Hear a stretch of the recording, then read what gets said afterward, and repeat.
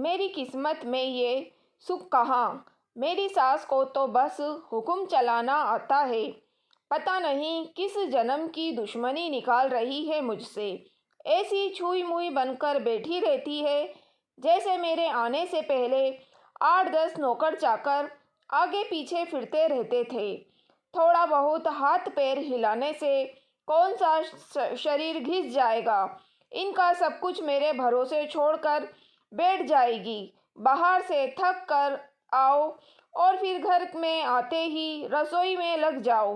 वंदना खींचते हुए अपना सारा गुस्सा रसोई के बर्तन पर निकाल रही थी। ऐसा नहीं था कि उसकी सास रुक्मणी जी को बहू के बड़बड़ाने का भान नहीं था, लेकिन वो भी घिटाई पर थी। बहू की बड़बड़ाहट को एक कान से सुनकर दूसरे कान से निकाल रही थी। वंदना एक पढ़ी लिखी लड़की थी। उसका सपना था कि वो अपने पैरों पर खड़ी होगी। उसने नौकरी के लिए कई जगह आवेदन भी दे रखा था। इस बीच जब उसके लिए अनिकेत का रिश्ता आया तो उसने साफ साफ कह दिया कि वो शादी इसी शर्त पर करेगी कि शादी के बाद उसे अच्छी नौकरी मिली तो कोई उसे नौकरी करने से नहीं रोकेगा।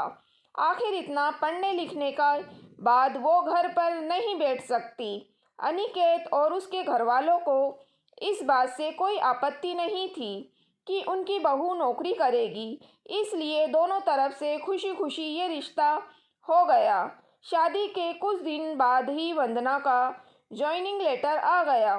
जिस दिन वंदना ने अपने ससुराल वालों से कहा था कि वो अब नौकरी करेगी, तो उसकी सास रुक्मणी जी ने सारे परिवार के सामने कह दिया था, बहू नौकरी करे इससे मुझे कोई आपत्ति नहीं है।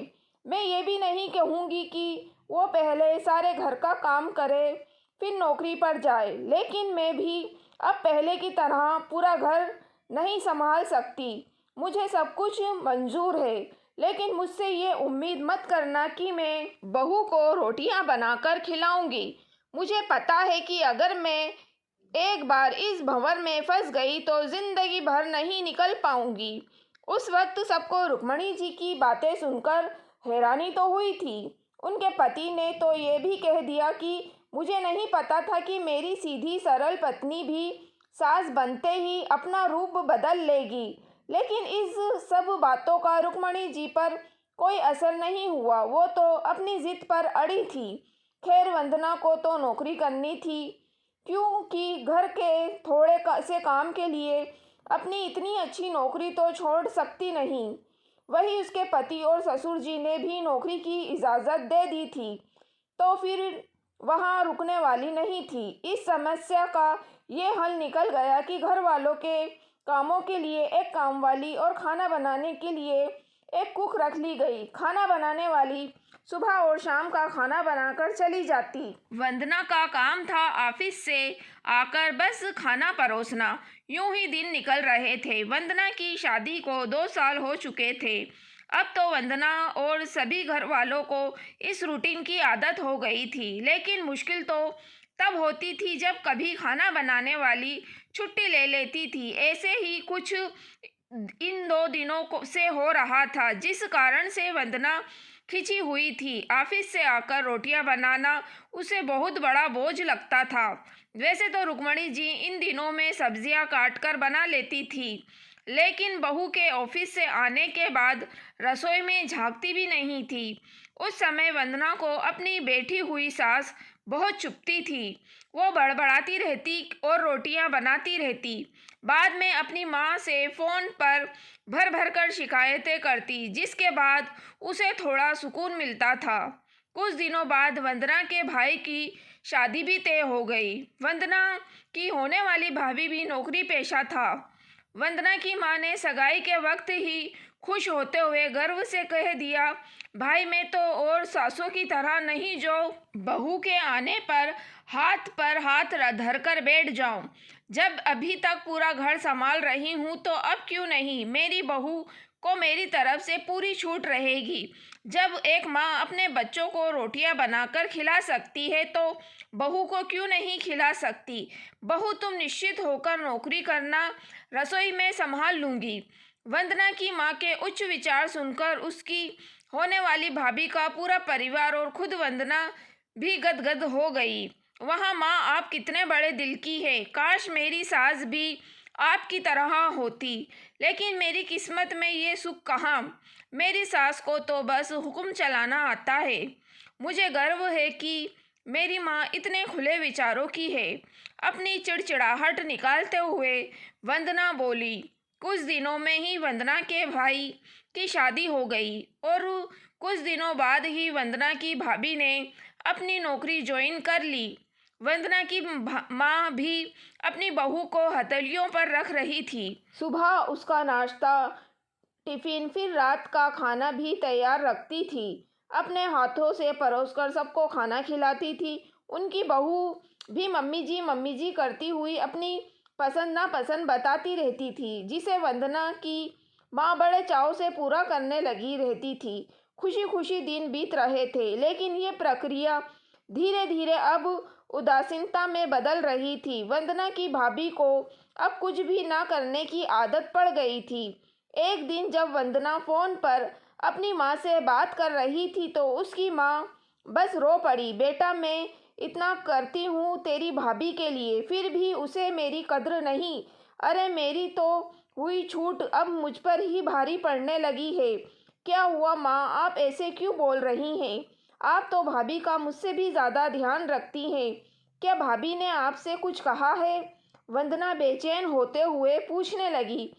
कुछ क्या बेटा, अब तो सब कुछ वो मुझसे ही कहती है। ऑफिस से आने के बाद एक गिलास पानी के लिए भी मुझे आवाज़ देती है। नाश्ते में थोड़ी देर हो जाए तो मदद कराने के बजाय गुस्सा होकर यूं ही बिना खाए चली जाती है। आखिर मेरा भी कुछ आत्मसम्मान है या नहीं है। मैं तो उसके लिए बस काम वाली बनकर रह गई हूँ। माँ, ये तो बहुत गलत बात है। आप भाई से साफ साफ कह क्यों नहीं देती कि अपनी बीवी की लगाम खींच कर रखे। आप माँ हैं, कोई नौकरानी नहीं। भाभी नौकरी करती है, इसका मतलब ये नहीं कि आप पर हुक्म चलाएगी। गरजते हुए वंदना बोली। किस मुझ से कहूँ बेटे, पहले तो खुद मैंने ही आगे बढ़कर कुल्हाड़ी अपने पैर दे मारे। फिर शिकायत किससे करूँ। तेरे पापा ने तो कहा भी था कि बहू को ज़्यादा छूट दोगी तो बाद में पछताओगी। लेकिन मैं ही बड़ाई की भूखी थी जो अपनी बहू को सर पर चढ़ा लिया। एक बात कहूँ बेटा, तू चाहे अपनी सास को कुछ भी कहे, लेकिन समधन जी का ये फैसला सही था कि वो बहू को रोटियां बनाकर नहीं खिलाएगी। एक बार वो सबकी नज़रों में बुरी अकड़ सास तो बन गई, लेकिन आगे के लिए कम से कम अपना आत्मसम्मान तो बचा लिया। अब ना तो तू उन्हें कोई ताना दे सकती है और ना ही कोई रिश्तेदार। काश मैंने भी शुरू से ही ये घर गृहस्थी की पूरी जिम्मेदारी अपने सिर पर से लेने के से इनकार कर दिया होता तो आज मेरा ये हाल ना होता। माँ की बात सुनकर वंदना निशब्द हो गई। भारी मन से उसने फोन रख दिया। बाहर हाल में आकर देखा तो सास ससुर आराम से बैठकर बातें कर रहे थे। बातें करते करते उसकी सास अपने नाखून पर नेल पेंट लगा रही थी, जिसे देखकर ससुर जी उन्हें चिढ़ा रहे थे। अब बुढ़ापे में ये फैशन करके किसे दिखाओगी। मेरी तो नज़र भी कमज़ोर हो गई है। किसी को नहीं दिखाना। मुझ में तो अपनी खुशी के लिए लगाती हूँ। सारी उम्र तो घर गृहस्थी में उलझी रही। अब आकाश का वक्त आया है तो अपने शौक को तो पूरा कर लूँ। पता नहीं कब भगवान के घर से बुलावा आ जाए। वंदना की सास मुस्कुराते हुए बोली। पता नहीं आज क्यों वंदना अपनी सास की बातें सुनकर चिढ़ नहीं रही थी, बल्कि वो भी मुस्कुरा उठी। सही तो कह रही हैं मम्मी जी, एक गृहिणी को अपने लिए वक्त ही कब मिलता है। पहले अपने बच्चों को पाल पोस कर बड़ा करो, फिर कामकाजी बहू आ जाए तो उसे और उसके बच्चों को संभालो।